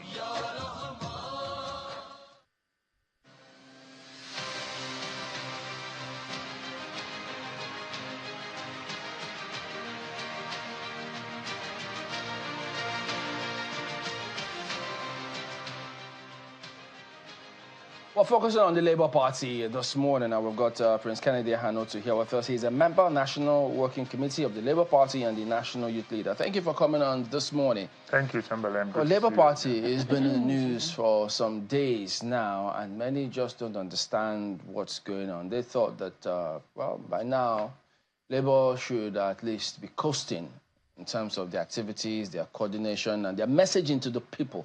But Nigeria Labour Congress, the chairman of the Labour Party and Labour Party itself, First Labour NLC says the chairman needs to be out, that it is their party. And so they will determine what goes under that. You, maybe the rest of the team or members of the Labour Party cannot be the ones dictating to them what it should be. So they had this meeting, they came up with a team, they have I think it's somebody heading the political department of Labour who's heading things. So quite confusing to outsiders, but could you break this down for people? What really is this about? Well, thank you, Chamberlain, and good morning, Nigerians, and happy Eid-el-Fitr to all Nigerians. And on behalf of Nigerian youth, I celebrate all our Muslim friends and brothers across the world. To start with, the Labour Party is owned by the Nigerian people, not the Nigerian Labour Congress. This is a party constitution. And it says, we, the Social Democrats, not we, the Nigerian Labour Congress. It is a party constitution. We, the Social Democrats of Nigeria, inspired by the urgent need to change the shape, content, and character of partisan politics in Nigeria, to that based on issues and identifiable ideology, which is also prerequisite for governance, based on commitment to ideas, have decided to bind ourselves to form a party. That is the Labour Party. Who is a member of a Labour Party? Membership of a political organization anywhere in the world is on an individual basis. It is only on professional organizations that you can have a corporate membership. All right. We'll come to this just in a minute or two, because the president, to understand, is at the prayer ground in Lagos. So it's Eid-el-Fitr. So let's go over there now and have a look at that.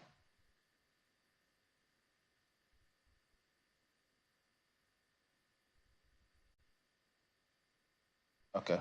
I understand that that is not happening, so pardon me, apologies for that. Please go ahead. So who is a member? A member of Labour Party. The membership number 1 of the party shall be open to all Nigerians. Remember that Nigerian Labour Congress are only covering people that are employed. What about the unemployed Nigerians? What about the students? Are they members of NLC?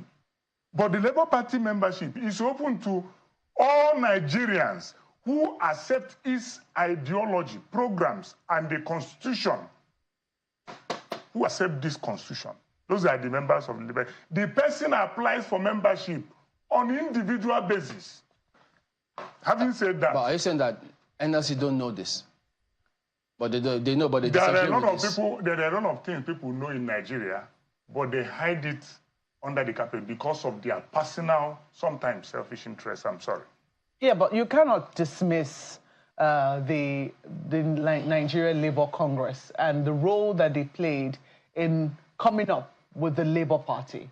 I mean, the fact that it's even Labour Party, it has there's Labour as a common denominator, Nigerian Labour Congress, Labour Party, you know, common to the two of them.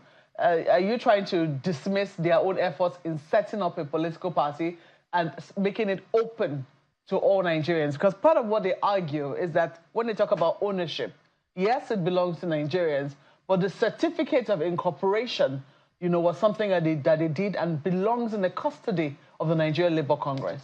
Are we talking about certificate of incorporation of organization or the constitution of that organization? Who are the structures of that organization? We are talking about the structures of the organization. For example, where is the certificate of incorporation of the PDP? Will the son of Ale Sekweme and Solomon La come up today and say that this is our family, it's my parents, they are my parents that registered this party, therefore we must dictate whatever happens in the PDP? It's not so. Yes, some members of NLC were among those that registered Labour Party, including Adam Soshomole.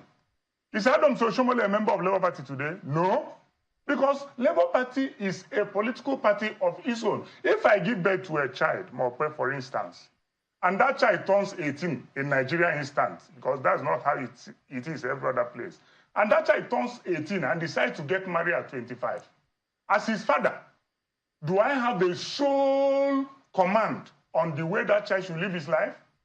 Do I have to command him when his wife should give him food and when he should make out with his wife? No. He has a life of his own. Are you equating the role of the NLC to that of a father of a mature child? Is that what you're saying? Yes. That is the moment a party is registered, that party runs a life of its own. It's independent. It can be sued and sue. That is constitution.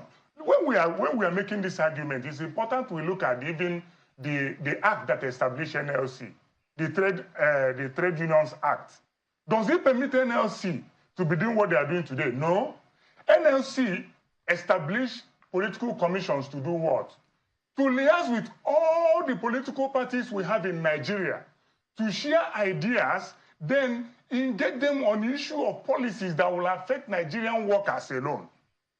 That means they will come to Labour Party and say, this is workers' charter of demand. This is what we expect Nigerian Labour Party to be doing that will favor the Nigerian workers if we enter power. They go to APC and say, this is what the Nigerian Labour workers want. You have to introduce into your manifesto, into your aims and objectives. They go to PDP. This is what the NLC Political Commission were established to do originally. It is not to picket a political party office. It is not disrupt activities of a political party.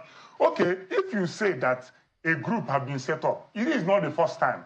It happened before. Did they succeed? No. Yeah, so the question, are you saying that the Labour Party just wants to go on its own, independent of the NLC, without any consultation with the NLC? Are you saying that they cannot have any say, be it advisory, be it how do I put it now? Are you saying that they have no role whatsoever in the Labour Party? Is that what you're saying? The question is, has that been in place? Yes. There was an agreement. In fact, for me personally, to be truthful, it's an honor that the Labour Party, members of the structure of the party is giving to NLC, because they are not even going through election. to be members of NEC and the members of the NWC. They nominate. Some other people, some other members of the NWC undergo election to be members of the National Working Committee, to be members of NEC. But NLC nominates people. Every 4 years, they nominate people into the NWC. And in that case, they can't say they are not carried along. They can't say they are not being consulted. Because we have their members that were members of NWC. It's expected representative leadership means that when 3 of us here in this studio agrees, you go to channels. I go to Labour Party and communicate. It's expected that they hold accountable whoever is their representative in the NWC. But NLC says that actually the basis of this dispute between the NLC and Labour is that they had not, the NLC, I beg your pardon, Labour Party had not honored the consent agreement which was signed, brokered by INEC and signed in, I think, June 2022, in which, according to the statement, that is that both parties are supposed to inaugurate board of trustees headed by a pioneer chairman of the party and conduct a national convention. Thank you so much. Labour Party pulled out on that. Thank you so much. Labour Party didn't pull out on that. The only aspect of that agreement, gentleman agreement reached, because at some point, at the ADR office of INEC, they called the Labour Congress, because they've been writing INEC, and INEC have not been giving them attention. Because INEC is a constitutional body. You can't just come. INEC don't regulate NLC, they regulate political parties. So they only listen to Labour Party, they don't listen to NLC. But to honor them, INEC called them and called the party and said, how do we get to work together so that people don't continue to have this issue? And they said, we need our nomination. NLC said they need their nomination in the board, they need their nomination in the NWC and the NEC. And Labour Party obliged to that. That was where our respected Labour leader, Madam Ladi Elia, came on board with another person from Kaduna State. Had you denied them that before? Pardon? The Labour Party had denied them that before? I don't know what you mean by deny. That is their request. Initially, what they have been saying is that from top to bottom, every other person managing the party should leave. And I want to remind us something. Each time Labour Party makes some progress, that is when Labour Congress comes to lay claim. If you can remember vividly, when Mimiko came, was the governor of under Labour Party, the greatest war Mimiko faced was Nigerian Labour Congress. And eventually, Mimiko was the best governor, as at that time, that Nigeria produced. And Mimiko left the Labour Party because of the war coming from the Nigerian Labour Congress. This is a father that's supposed to be happy that his children are doing well. Okay? So, I'm coming back to you. So that agreement had been observed. The only people that have failed to execute their own part of the agreement is the Nigerian Labour Congress. No, I asked you whether they had been denied, because you said they need their nomination. They need their nomination in NWC. They need their nomination in NEC. That's what you said. So it appears that it is something that is due them, which had been denied them. If you go to National Executive Council, the composition of the National Executive Council of the Labour Party, we have president and general secretaries of Labour centers being members of NEC. If they are financial members of Labour Party, is Ajay a financial member of Labour Party? No. Most of them are not party members. I was coming to respond to this point because it's very, very valid. Yes, go ahead. When the only one that we've not been able to do is the board composition. Most people they're nominated for the board composition, let me shock you, they are members of APC. Are you sure about that? I am very sure. Comrade Yassin was a member of APC Presidential Campaign Council. Issa Aremu ran an election under APC. You're asking me if I'm sure about it. Will you allow somebody like Adams Oshomole, who was the pioneer NLC chairman when this party was formed, to come and be a board member in Labour Party? Is he done so? Well, you said they ran elections. People move from party to party. Well, have they moved back to Labour Party? Our register is there to show. When I made a decision to join partisan politics in 2016, after the passage of Not Too Young to Run bill, I took time to study many political parties in Nigeria as a young man, and I decided to pitch my tent with Labour Party. And I grew on the ranks. I became local government secretary of the Labour Party in Amak, Abuja. I became director of ICT of Labour Party. I ran for House of Reps. Under that bill, not too young to run, I ran for House of Reps in 2019, Amak Buhari Federal Constituency. And the party saw my effort and invited me to Akwanga in 2019, June. I was elected as the Deputy National Secretary. When a vacancy occurred in 2022, I was called to come and act as national leader. And just recently, I've been elected substantive national leader. So did you approach the NLC with these details? And what did they say? NLC knows these details. They knows these details. Okay, who is the substantive chairman of the NLC Political Commission? He has advised them that this continuous fight with only Labour Party won't lead us to anywhere. That is why they brought Professor Mdubako, who is Professor Mdubako is a member of NLC Political Commission. They brought him as an acting chairman to execute this mission. Whatever they want to achieve, we don't know. They've gone this track before. They even constituted a caretaker committee. Did it work? No. INEC didn't recognize them. Yeah, so what they have done now, they said they did a stakeholders meeting. A stakeholders meeting where you don't have the governor, the only elected governor of the party, or his deputy, or his representative. Nobody was there. No elected National Assembly members were in your stakeholders meeting. They have an agenda. Yeah, so I'm just a little curious, because, you know, a convention happened very recently, and that convention, you know, was not even attended by the presidential candidate of your party. And he said that the reason he didn't attend was that he was hoping that there would have been wider consultations. I'm a little surprised that there is a rift between the Labour Party and the Nigerian Labour Congress, because one would have thought that their objectives will be the same, and that if their objectives are the same in terms of what they want to deliver to the Nigerian people, then they will find a way to work together. So it is surprising that, you know, these kinds of actions are happening, where a convention is happening. I'm sure you are part of that convention, you know, which reproduced the current chairman as a chairman, and you find, you know, people saying, no, we're not going to accept that. So, and even the presidential candidate also not, you know, attending that particular convention on the grounds of the rift that is currently happening.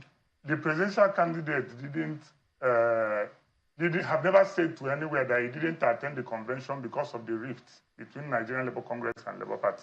What did he only said that. What did he mean by wider consultation? He said it during our meeting with him, that he would have preferred that the party, it's an advice, that he would have preferred that the party push forward the convention and go into wider consultation. And the question is, who are you consulting? Which he didn't answer. You want to, are you consulting big tent or stakeholders of the party? You consult the structures, the party organs. Party has organs. There is NEC, there is NWC, there is SEC, State Executive Council. These are the structures of the party that must be consulted before you do anything as a party. And these whole structures were consulted. And on that convention, at the convention venue, we have the deputy governor there. We have the speaker of the State House of Assembly. Deputy speaker was there. We have the highest, the House of Reps caucus, the deputy minority chief whip of the National House of Representatives was there with about almost 15 House of Rep members. We are present. And we have many of the State Assembly elected members of the Labour Party present. We have all the NEC members present. We have all the NWC members present. So are you saying that he didn't know what he was saying when he said that he wishes that there were wider consultations? It was his wish, because he believes that Labour Party have now grown and needed to consult people. But who are those people? Are you consulting NLC? Are you consulting Big Tent? Are you consulting? You consult structures and organs of the party. Okay. These are support groups that supported the party during the last election. I know my colleague Ayo has questions for you. Well, thank you, Mokwe. Well, Mr. Hanotu, let me just ask a simple question. From what you know, and I think you have stated it earlier, but let's just make it clear. To the best of your knowledge and by information available to you, how was the Labour Party registered? Thank you so much. The Labour Party was registered when group of Nigerians, some of them members of the NLC, some of them members of TUC, some of them members of SESCANDEN, you know, when they have senior staff association or something like that, they were not part of NLC then. Some of them, ordinary Nigerians, including state chapters of NLC and TUC, even this Abure that they are talking about was one of those that signed for the registration of Labour Party. Okay. So Labour Party was registered by these people that I've just mentioned to you. Okay. They came together and decided to register. Just a second, Mr. Hannatu. So when you hear the president of the NLC and even the former president of the NLC come out and say that the Labour Party is owned by the NLC and that in fact the certificate of registration is at this very moment, or rather maybe at that very moment, in the coffers of the NLC. What does that tell you? What should that communicate to Nigerians from your opinion? What binds the Labour Party together the moment it's formed is the Constitution. What binds Nigeria together as a nation? I get that. I get that, Mr. Hannatu, but there is also the issue of just a second. That you are in possession of that you have. Okay. Are you saying that that certificate of registration of the party is irrelevant?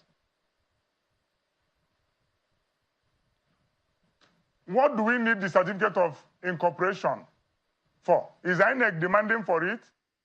Do we have a certified true copy of it? It's just a simple question, Mr. Hannatu. Is it relevant or not? Just a second. Is it irrelevant? I'm going somewhere with this conversation. It's a relevant document of registration. Okay. But does it bother the Labour Party that it is with the NLC? Does it bother the Labour Party that that registration certificate is with the NLC and not in the office of the Labour Party? Not at all. Not at all. All right. Process. Do you see a role, from what you have said so far, do you see a role, maybe a midwifing role or a guidance role or whatever, for the Nigeria Labour Party, Nigeria Labour Congress as an institution, being one of the foremost creators, as you said, those who came together to form the party? Do you see a role for the NLC in the Labour Party? I don't see a role. What I see is roles of individuals, members of Nigerian Labour Congress. Individual members of Nigerian Labour Congress, be you the president or the general secretary, have a role if they so wish, because that's what the Constitution said. If they are members of Labour Party, they have a role, and they will be fully recognized, being a platform that is being recognized by the Labour Party. If they are members, but if they are not members, they don't have a role. So it's as simple as that. Okay, just one last one from me. Because the party belongs to its members. Well, just one last one from me here, Mr. Hannatu. So what would you think to be the best way forward now? Because Labour Party, as it currently is supposed to be one of the foremost opposition parties in the nation, and hearing that infighting, so to speak, is causing the kind of unrest or displeasure within the party is something that is very concerning to people, seeing how the party performed in the last general elections. So what would be your own recommended way forward so that there can be peace and then the Labour Party can perform its constitutional function? My recommendation is simple. People should subscribe to institutional development and consolidation. People should be law-abiding by understanding the tenets, the principles, and the recommendations of the Constitution of the party, the INEC Electoral Act, and the Constitution of the Federal Republic of Nigeria. In the last election, many people that supported Peter Obi, our presidential candidate, our leader, are even members of the APC. They were members of the PDP that supported him because he's a good product. It's not, many state chapters of NLC worked against the party. It's so open. for people to see. Many NLC chairpersons in the states are under the payroll of the governors of these states, and they have never supported Labour Party. In Lagos, it happened. In Rivers State, it happened. In fact, NLC opposed the nomination of Ale Soti, who is virtually and obviously the best governor in Nigeria today. NLC opposed it and was recommending that we nominate the former deputy governor that didn't pay salary to workers. But today, look at the wonders that Ale Soti is doing. So my recommendation is that people should believe in party supremacy. That is where they have been missing it. Party supremacy has not been working in Nigeria, but with this that is going on, party supremacy must be instituted in Nigerian politics. How did Labour Party know that they were working against them? Yes, we know, it's open. You have those documents? There are documents. When you go to 2 days, 1 week to election, you see Nigerian Labour Congress, Ebonyi chapter, endorses the incumbent governor. How else do you expect to know? It's open. Even your channel TV used to be there in some of those instances. Does that mean that they're under their payroll? I don't know. They're under their payroll. Yes. It's so clear. All right. So who knows how this will end, but... well, I know that everybody in the party will be optimistic, but this has a potential of derailing whatever plans the Labour Party has. But we'll have to wish you all the best, yourself and your team, to see how they can sort this out. But we did reach out to the head of information for NLC, and he dismissed the appearance. Well, that is the show today. We do thank you all for watching. We'll see you tomorrow. I'm Chamberlain, so happy holiday. Baraka the Salah to everyone out there. Indeed, pay attention to nutrition. Don't eat all of that food by yourself. I know that the fast is over now, but take it easy, huh? Thank you so much for watching. I'm Maokbe Ogun Yusuf. I thought, Maokbe, you were going to say it's time to go party now. Feast after the fast. Amaya Makinde, you have a wonderful rest of your day.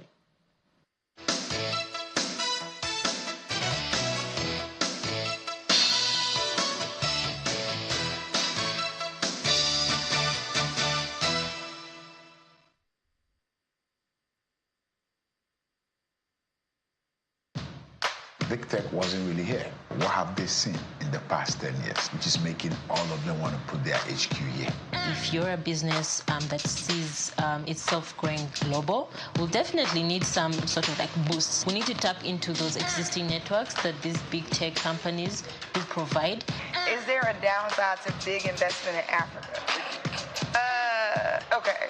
It's a tricky question. We want to be like Amazon, we want to be like Google. Like, this is not, we are not looking to sort of be just another player. For me, big tech is something highly controversial. I see the value of it, but I also see that Africans should stop playing second fiddle to some of these organizations and have the confidence to start building our own technology. They've seen how we are using the limited resources we have to solve real problems. They've seen indigenous tech startups achieving things that took them years to figure out.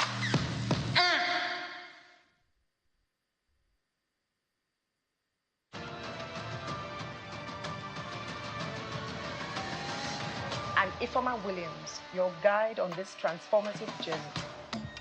Welcome to Transform Her, the first of its kind on-air coaching program exclusively on Channels Television.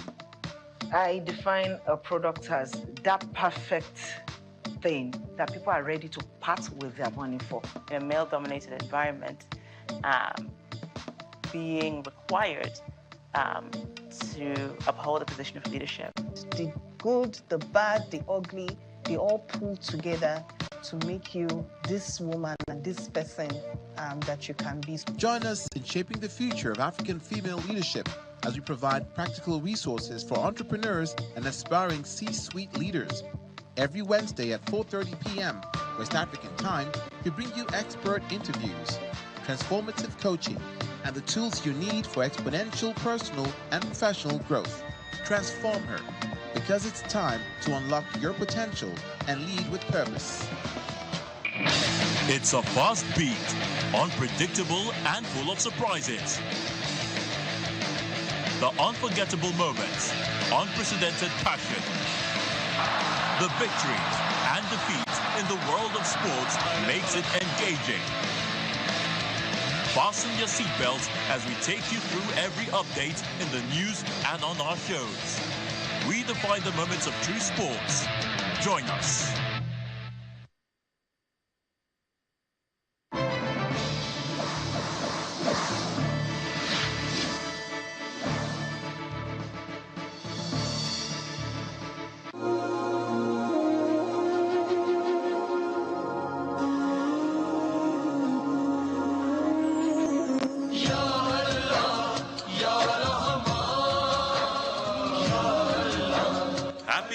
Eid-el-Fitr from Channels Television.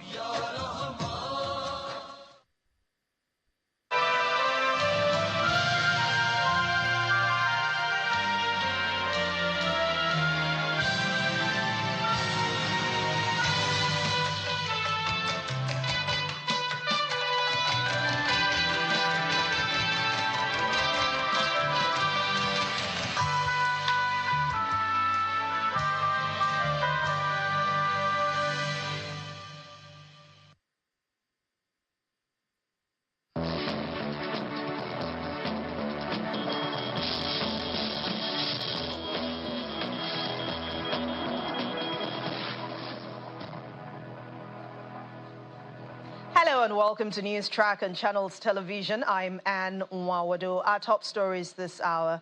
Muslims all over the world are celebrating Eid-el-Fitr, which marks the end of fasting in the holy month of Ramadan. Ramadan is a time for spiritual reflection, prayer, good deeds, and spending time with family and friends. While the day is usually marked with prayers at Eid grounds with large congregations, Eid-el-Fitr is a time to visit friends and families, and it's traditional to wear new clothes and recite a short prayer called the Takbir on the way to the mosque, as well as eat something sweet like a date. Meanwhile, President Bola Tinubu joined other Muslim faithful at Dodon Barracks praying ground in Lagos to observe the Eid-el-Fitr prayers. The Deputy Governor of Lagos State, Kadiri Hamzat, and the former governor of the state and some of the dignitaries that also observed the Eid prayers were at the Dodon Barracks.